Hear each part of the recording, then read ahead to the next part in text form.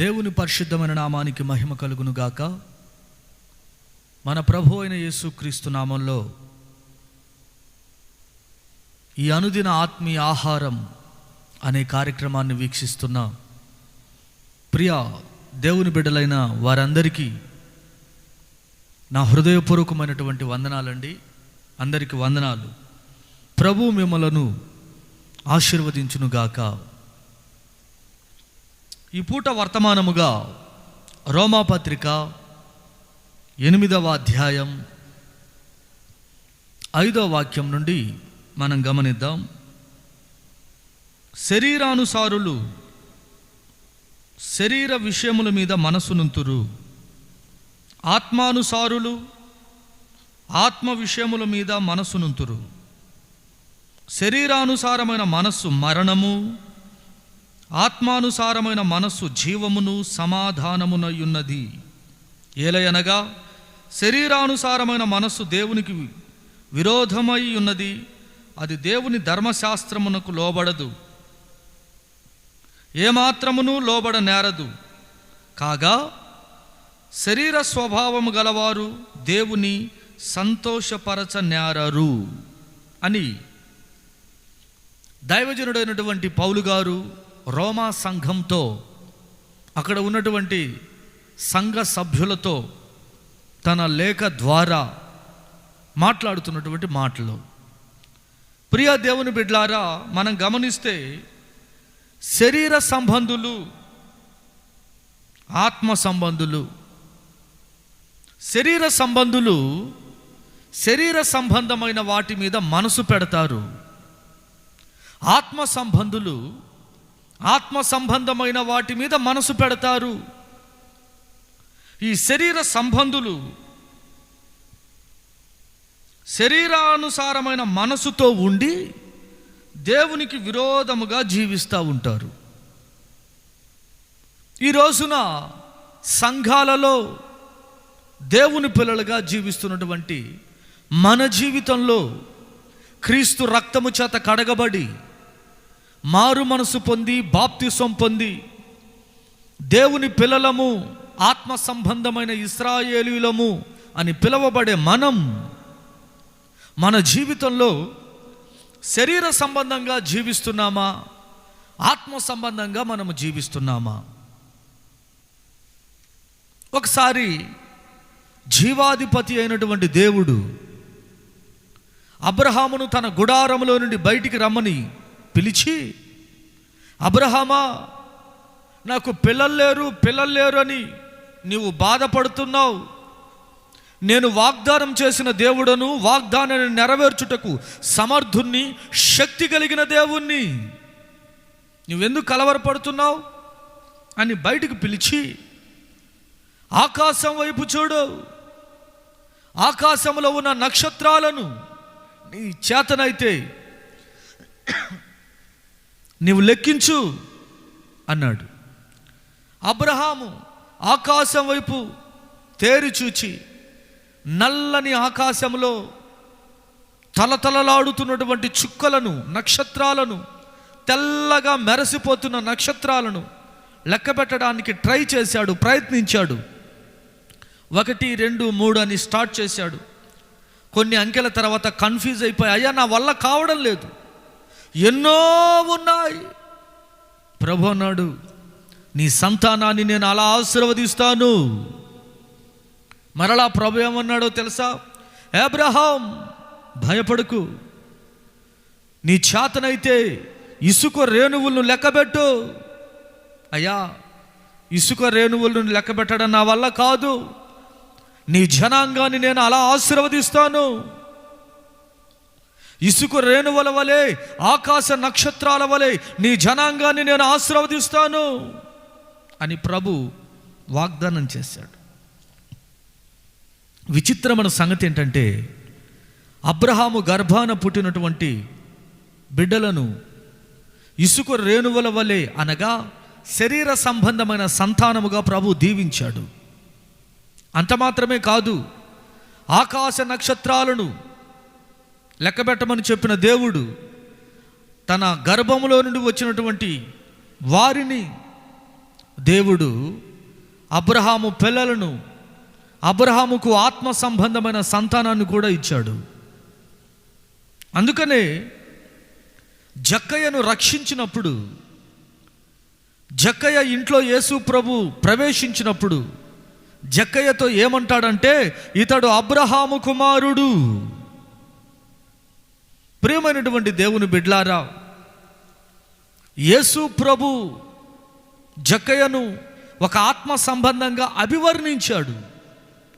కారణం ఏంటి? శరీర సంబంధమైన వాటి మీద మనసు పెట్టి అన్నీ సంపాదిస్తూ ఉంటారు. 24 గంటలు సంపాదన. లోక సంబంధమైన వాటి మీద మనసు పెట్టి సంపాదన. అయితే ఆత్మ సంబంధులు ఏం చేస్తారో తెలుసా? శరీర సంబంధమైన వాటిని పోగొట్టుకొని ఆత్మ సంబంధమైన యేసయ్యను సంపాదించుకుంటారు. ఆత్మ సంబంధమైన ఉపదేశాన్ని సంపాదించుకుంటారు. ఆత్మ సంబంధమైన దేవుని దివ్యమైన స్వభావాలను సంపాదించుకుంటారు. జక్కయ్య అక్రమంగా, అన్యాయంగా ఎన్నో సంపాదించాడు.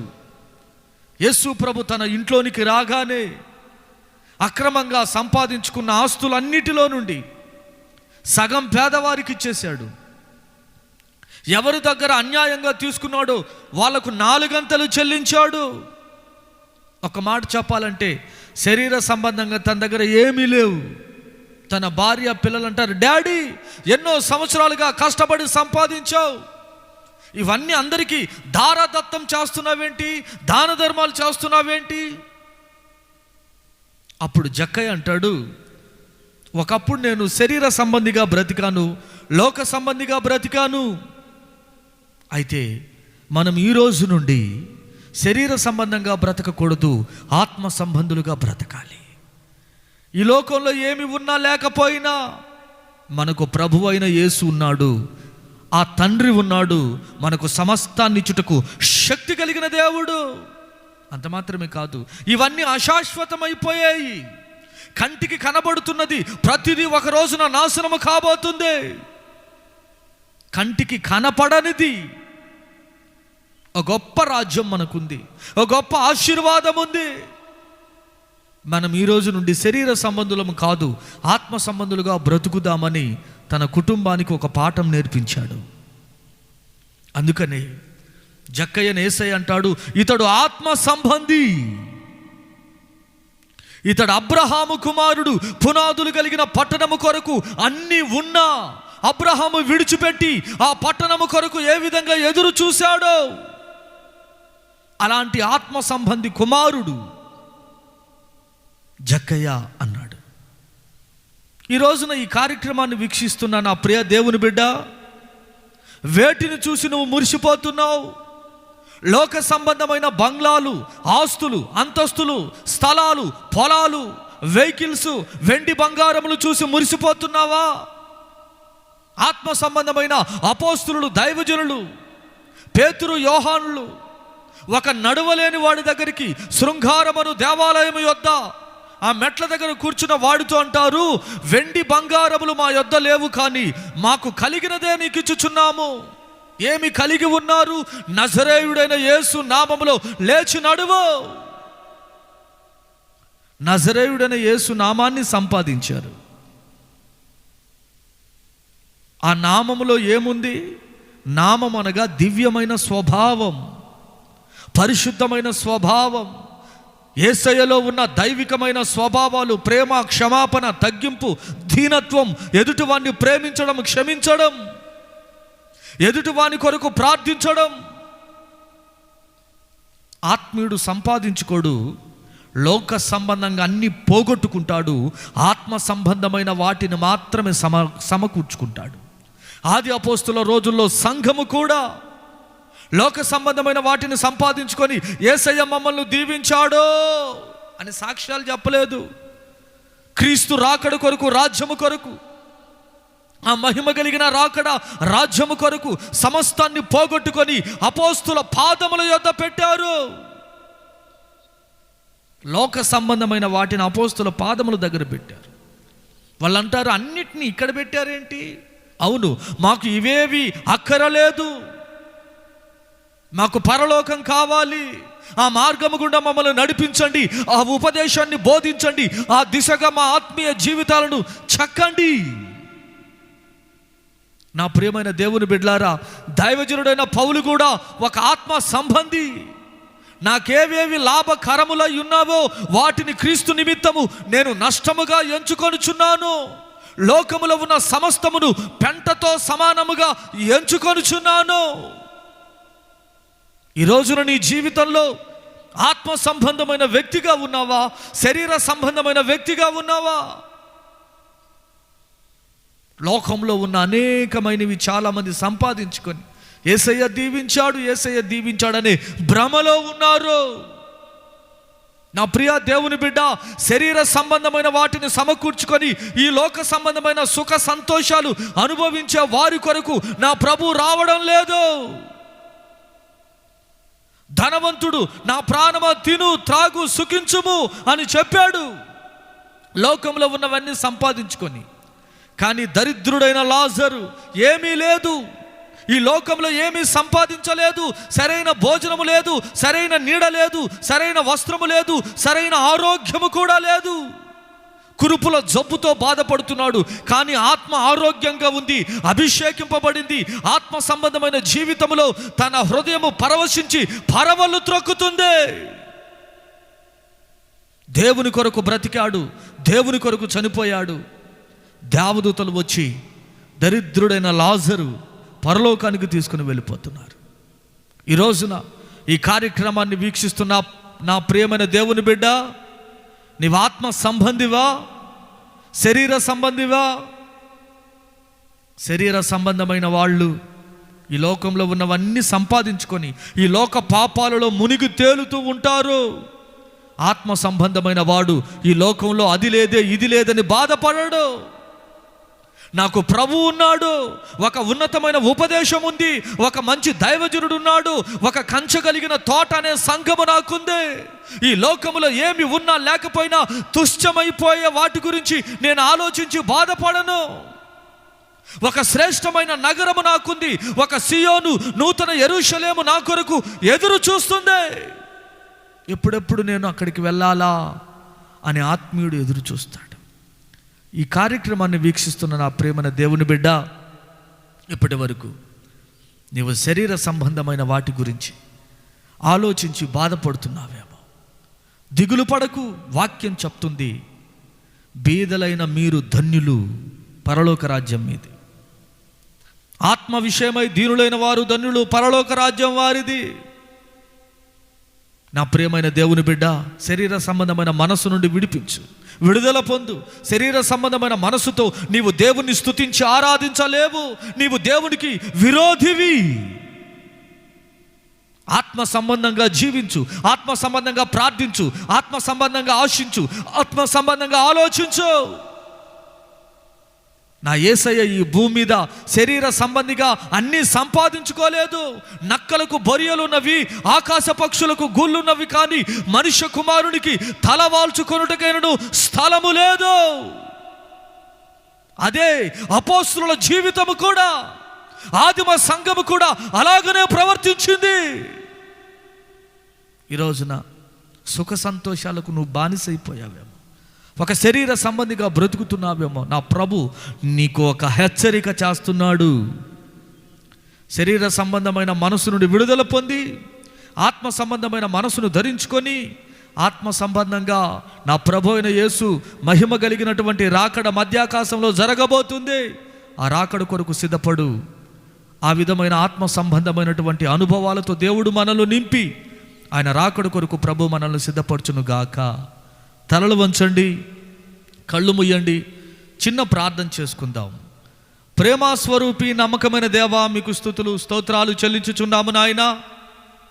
ఇదిగో ఈ దినము కొరకు, ఈ అనుదిన ఆత్మీయ ఆహారం కొరకు నీ సన్నిధిలో మేము వేచి ఉండగా నీ పరలోక సంబంధమైన వర్తమానం మీరు మమ్మల్ని ప్రేమించి మాకు ఇచ్చినందుకు స్తుతిస్తున్నాము నాయన. పరిశుద్ధుడా, స్తోత్రాలయ్యా.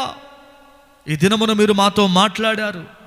శరీర సంబంధమైన మనస్సు, ఆత్మ సంబంధమైన మనస్సు అని శరీర సంబంధమైన వాళ్ళు శరీర సంబంధమైన వాటి మీద మనసు పెడతారు, ఆత్మ సంబంధమైన వాటి మీద మనసు పెడతారని. నిజమే, అబ్రహామును మీరు ప్రేమించి, అబ్రహాము పిల్లలు లేరు, సంతానం లేదని కలవరపడుతున్న దినాలలో ఆకాశ నక్షత్రాల వలె, ఇసుక రేణువుల వలె నీ సంతానాన్ని విస్తరింపచేస్తానని మీరు వాగ్దానం చేశారు. ఆ దిశగా మీరు అబ్రహామును దీవించారు.